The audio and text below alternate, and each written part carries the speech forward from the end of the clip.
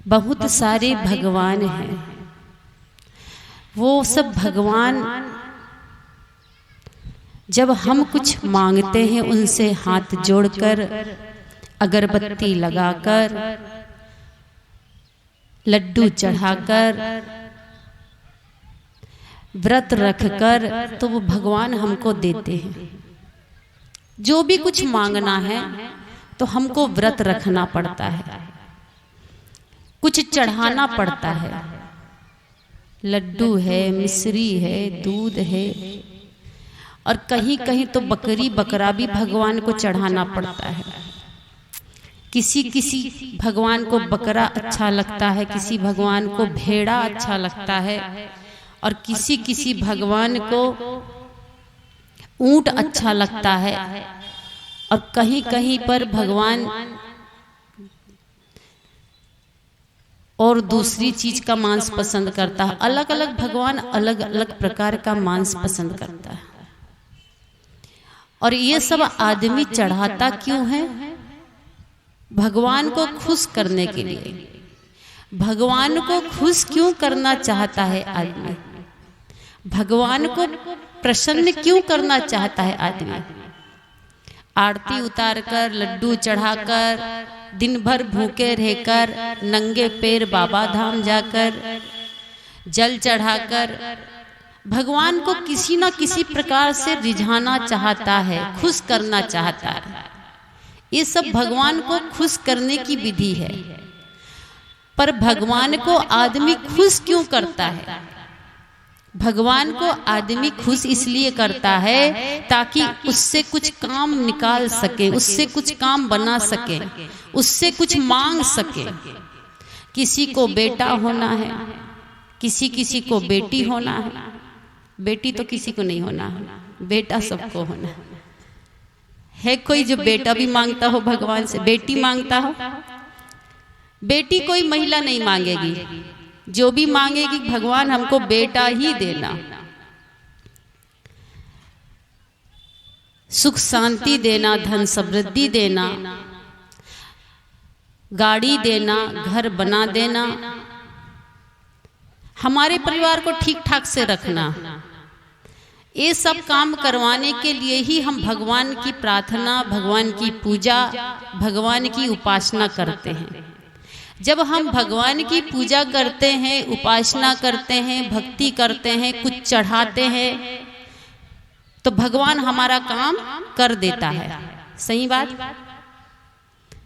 भगवान को हम कुछ चढ़ाते हैं तो भगवान खुश हो जाता है, कहता है कि काम मैं कर दूंगा। ये सही बात है? क्या भगवान प्रसन्न हो जाता है?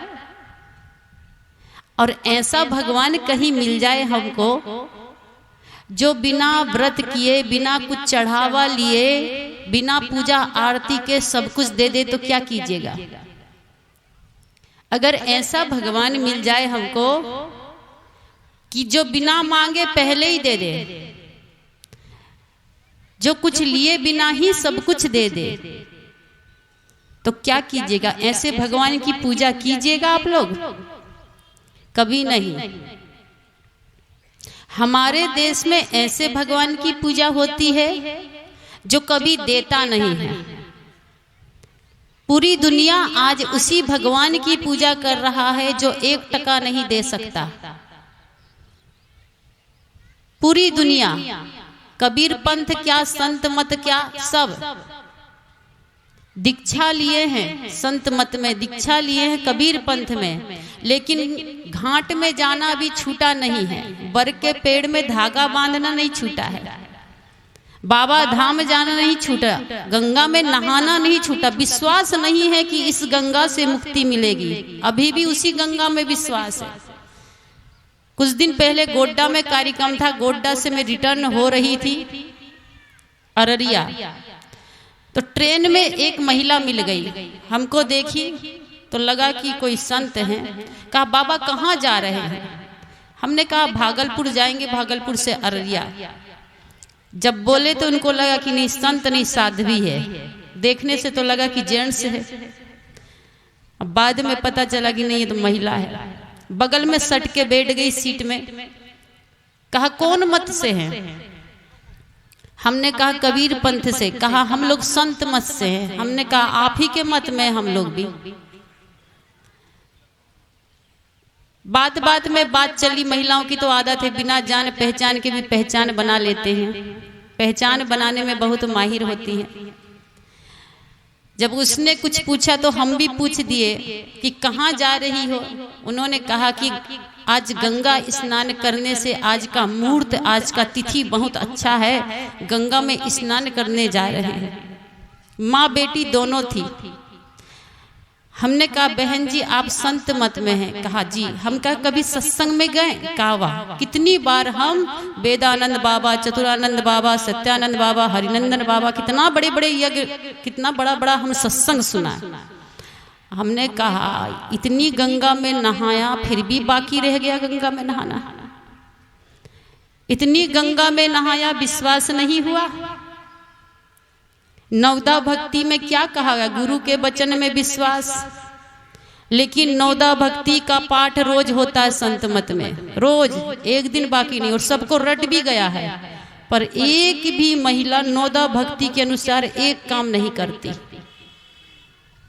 पाठ करती है, पाठ रट भी लेती और सुना भी देगी, लेकिन एक भी बात अगर नवदा भक्ति का एक ही बात नियम अगर जीवन में धारण कर ले तो कल्याण हो जाएगा। अगर नवदा भक्ति का आपको ज्ञान हो जाता तो भक्ति आप गुरु के अनुसार करते। नवदा भक्ति का ज्ञान आपको हो जाता तो कभी बर के पेड़ में धागा नहीं बांधते, कभी छठ घाट में नहीं जाते, कभी जितिया उपवास नहीं रहते। एक महिला नाराज हुई, कहा साहब जी जितिया नहीं करेंगे, छठ नहीं करेंगे तो बाल बच्चे कैसे जिंदा रहेंगे, कैसे स्वस्थ रहेंगे, कैसे बढ़िया रहेंगे। माताएं खासकर मेरे प्रवचन से नाराज ही रहती। हमने कहा माता जी ये बताइए, दुनिया में मुसलमान भी है, मुसलमान के 1 दर्जन बच्चा होता है और 1 दर्जन बच्चा बिना जितिया बिना छठ के जी जाता है, और आपका 1-2 बच्चा रहता है वो बिना जितिया और बिना छठ का जी नहीं पाता। आपका भगवान कितना कमजोर है। मुसलमान का भगवान कितना अच्छा है, खुदा कितना अच्छा है। ना घाट में जाना पड़ता, ना धागा बांधना पड़ता, ना जितिया, ना मंगलवारी, ना सोमवारी, ना बृहस्पतिवारी। यहाँ तो 7 दिन व्रत रखते हैं, तब कहीं जाके पति जी पाता है। करवा चौथ नहीं करेंगे तो पति की लंबी आयु होएगी ही नहीं। और कर करके यहाँ की महिलाएं भारत की करवा चौथ का व्रत रख रख कर पति की आयु लंबी करती रहती। कितनी लंबी? हर किसी का पति 500 साल जीता है, जीता है। कितना साल आप करवा चौथ का व्रत कर लीजिए, किसी का पति 500 साल, 250 साल, 200 साल, 100 साल भी नहीं जिएगा। पति की आयु व्रत से नहीं बढ़ेगी। जितना प्रारब्ध होगा, जितना उसका कर्म के लेख में होगा उतना ही जिएगा। बेटा उतना ही जिएगा जितना उसके प्रारब्ध में है। घाट में जाने से बेटा की आयु लंबी नहीं हो जाती। 2 साल पहले मेरा कार्यक्रम बिहार में था, छठ पूजा के समय। अक्सर मैं 8 महीना लगभग बिहार में ही रहती, 4 महीना छत्तीसगढ़ में। अब बिहार के लगभग 15 जिला में मेरा कार्यक्रम हो चुका। अभी तो झारखंड भी इस बार बहुत कार्यक्रम मांग है। तो नवंबर में छठ पूजा में मैं बिहार में थी। तो दूसरे दिन का मैं न्यूज पेपर पढ़ रही थी, छठ पूजा के दूसरे दिन का पेपर, समाचार पत्र। उसमें लिखा था पूरे बिहार राज्य में 8 गो बच्चा घाट में डूब कर मर गए। जिस घाट में माताएं छठ मनाने गई, पूजा करने गई, उसी घाट में बच्चा माँ के साथ गया, उंगली पकड़ के माँ पूजा करने में लग गई। बच्चा कब डूब के मर गया माँ को पता भी नहीं। किसी घाट में 1, किसी घाट में 2, ऐसे पूरा बिहार राज्य का सर्वे बताया गया था। 8 गो बच्चा मरा। कहाँ थी छठ माता जी? मिट्टी का बना के छठ माता रख देते घाट के किनारे, उसी को समझते कि यही छठ माता है। बनाया किसने है? आदमी ने। बेचा किसने? आदमी ने। खरीदा किसने? आदमी ने। और यही आदमी हाथ जोड़ के वरदान भी मांगता है। इसी हाथ से बनाता है, इसी हाथ से बेचता है, इसी हाथ से खरीदता है और इसी हाथ से हाथ जोड़ के प्रार्थना करता है कि भगवान ये देना वो देना। अभी तक आप सभी के घर में गुसाई घर है, ऐसा कोई घर नहीं है कि गुसाई घर ना हो। है किसी का घर? नहीं, सब घर गुसाई घर है, पूजा कमरा जिसको कहा जाता है। पर बताइए पूजा कमरा में कभी 2-4 लाख रुपया मिला है कि? लक्ष्मी जी की फोटो तो लगी है, विश्वकर्मा भगवान की फोटो है, भोले बाबा की फोटो है, राम की, कृष्ण की, सारे भगवान की फोटो है, देवी देवता की फोटो है, जिनसे हम रोज मांग रहे हैं, रोज नहलाते हैं, रोज धुलाते हैं, रोज भोग लगाते हैं। पर क्या कभी मिला? आज तक नहीं मिला, आगे भी नहीं मिलेगा। कई पीढ़ी बीत गई पूजा करते करते।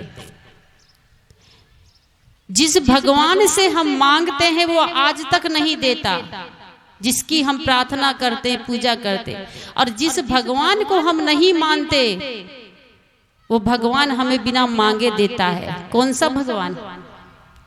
दुनिया में एक भगवान ऐसा भी है जो बिना मांगे धन दौलत संपत्ति सब दे देता है, बिना व्रत के, बिना पूजा के, बिना अगरबत्ती के और बिना शरीर के कष्ट उठाए। न नंगे पांव जाना है, न जल चढ़ाना है। कौन सा भगवान है कोई भगवान की? नहीं है। दुनिया में ऐसा भी भगवान है जो बिना मांगे पूरी संपत्ति का मालिक बना देता, वो है पिता भगवान, वो है माता भगवान। पर इसकी पूजा कहीं नहीं होती क्योंकि ये बिना मांगे दे देते हैं। जिस दिन ये देना बंद कर दे, कहे अगरबत्ती लगाइए, व्रत कीजिए, सिर पटकिए, नाक रगड़िए, तब देंगे जमीन, तब अच्छा लगेगा, तब आदमी इस भगवान की कीमत समझेगा। अभी तो बिना मांगे दे देता तो कोई कीमत नहीं। जो भगवान नहीं देता उसके सामने हाथ जोड़ के कहते भगवान ये काम कर देना, ये दे देना। और जो भगवान हमको देता है उस भगवान के सामने सीना तान के कहते हैं देते हो कि नहीं, मोबाइल दिलाते हो कि नहीं, बाइक होना, मोबाइल होना, जीन्स होना, जूता चप्पल होना, जो भी चीज होना होता है बेटा को, तो किस भगवान से मांगते हैं? पिता रूपी भगवान, माता रूपी भगवान से। पर हाथ जोड़ के नहीं, प्रणाम करके नहीं, सीना तान के देते हो कि नहीं, धमकी देकर। इसीलिए सज्जनों, संत कहते हैं कि सबसे बड़े देवी और देवता इस संसार में है तो माता और पिता। भगवान श्री राम किसी भगवान को सुबह उठकर प्रणाम नहीं करते थे। उनकी माँ ने कितना अच्छा संस्कार दिए, उनके गुरु ने कितना अच्छा संस्कार दिए भगवान श्री राम को, कि सबसे पहले क्या करते थे? प्रातः काल उठऊ रघुनाथा, मात पिता गुरु नावहु माथा। आज माताएं बच्चे को क्या संस्कार देती? जाओ गुसाई घर में गोड़ लगो, आ कांटी से जितने भगवान चिपके हैं दीवार में सब भगवान को प्रणाम करो। वही सब कुछ है, वही देने वाला है, हम कुछ नहीं हैं, वही सब कुछ है, उसी की कृपा से सब कुछ हो रहा है। छोटे छोटे बच्चों में माताएं हमारी ये संस्कार देती है। और छोटा सा बच्चा बचपन से वो गुसाई घर में मिट्टी का, कागज का, लोहा का, पीतल का, तांबा का, स्टील का, सोने का, चांदी का भगवान को प्रणाम करते करते ये संस्कार हो जाता कि यही सबसे बड़े भगवान है। इससे बढ़कर भगवान दुनिया में कोई नहीं, बचपन से देख रहा है। हर बच्चे में ये संस्कार हो जाता, बड़े होते तक वो उसी को भगवान मानेगा कि यही भगवान है, इससे बढ़कर कोई भगवान नहीं है। बड़ा होकर कहते हैं माँ बाप से कि तुम कुछ नहीं हो। बेटा क्या कहता माँ बाप से? तुम कुछ नहीं हो, क्या किए हो, सब भगवान ने दिया, भगवान ही सब कुछ है। माँ बाप के आंखों से आंसू गिरते हैं कि बेटा हमको कुछ समझता ही नहीं है, कुछ मानता ही नहीं है। तो ठीक ही करता है, बचपन से आपने ये समझाया कि हम कुछ नहीं हैं, वही सब कुछ है। बच्चा समझ गया कि हम कुछ नहीं हैं, माँ बाप कुछ नहीं, वही सब कुछ है, तो बड़ा होकर कहते तुम कुछ नहीं हो। क्या हो? माँ बाप क्या है आज बेटों की नजर में? आज माँ बाप किसी बेटे के नजर में, किसी बहू की नजर में देवी और देवता नहीं है, एक साधारण सा इंसान। और इंसान ही नहीं, कितने घर में तो बहू और बेटा अपने माँ बाप को, अपने सास ससुर को दुश्मन समझते हैं। अलग रहिए, अलग बना के खाइए, साथ में नहीं होगा। क्यों ये दुख माँ बाप को उठाना पड़ रहा है? कारण संस्कार की कमी। शिक्षा तो बहुत दे दिए, कॉन्वेंट स्कूल में, हॉस्टल में डाल दिया फर्स्ट क्लास से, शिक्षा तो बहुत दे दिया, बीए एमए पढ़ा दिया, डीएड बीएड करा दिया, पर संस्कार कुछ नहीं मिल पाया। और जब तक शिक्षा के साथ संस्कार का विकास नहीं होगा, तब तक आपको समाज परिवार में बेटा और बहू से तकलीफ मिलते रहेगी, रोना पड़ेगा।